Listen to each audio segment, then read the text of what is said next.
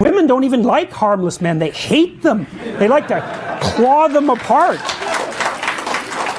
You know, what women want are dangerous men who are civilized. And they want to help civilize them. Right? That's Beauty and the Beast. So, you know, I'll tell you a funny story, and only engineers could have come up with this, because they're the only ones that have the unparalleled blindness to social convention that would allow them to discover it. So the Google engineers, I like engineers, by the way, because they're very straightforward. The Google engineers wrote a book a while back called A Billion Wicked Thoughts, which was a study of internet searches, billions of them, literally.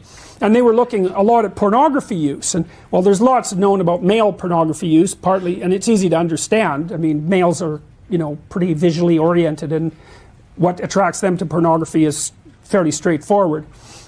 You can tell that if you look at graffiti in a men's washroom, you know, it's like 2 circles and a triangle, and the men are absolutely transfixed by it.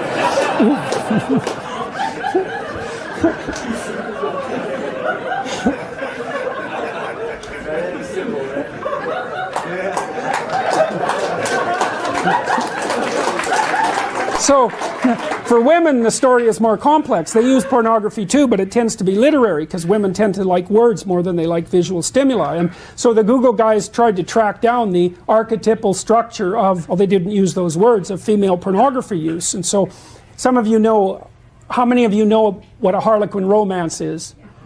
Okay, good. So those are archetypal stories, right? That's the taming of the wild man, essentially, by the desirable and virginal woman. And if you think women don't want that, then you better bloody well come up with an explanation for 50 Shades of Grey, right? Which is the most rapid-selling novel in human history, and emerged at exactly the same time that all of this noise about the absence of gender roles is being produced, you know, en masse. It's like perfect female fantasy. It's exactly archetypally correct. It's Beauty and the Beast.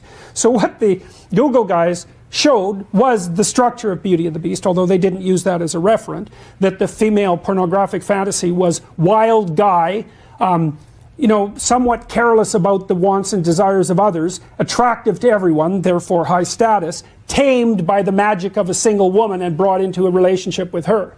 Okay, so, but here's the comical part. This just made me laugh, man. It was like, what were the 5 categories of most desirable male entity used most broadly in female pornography?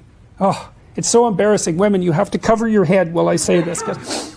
Vampire, werewolf, billionaire, surgeon, and pirate.